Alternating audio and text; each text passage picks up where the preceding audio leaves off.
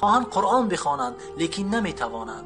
از سبب چی؟ از سبب زیاد گوش کردن موسیقی. چقدر انسان‌هایی که میخواهند 5 وقت نماز بخوانند لیکن نمیتوانند. از سبب چی؟ از سبب زیاد گوش کردن موسیقی. چقدر انسان‌ها در راه بد میروند. از سبب چی؟ از سبب زیاد گوش کردن موسیقی. موسیقی بسیار خطر بزرگ است. خداوند به گوش کننده موسیقی چی میگوید؟ به این آیه توجه کنید. ومن الناس من یشتری لهو الحدیث.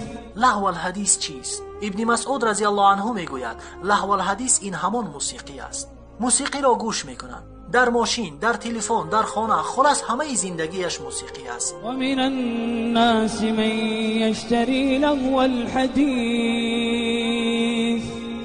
لیضل عن سبیل الله بغیر علم ویتخذها. لایکی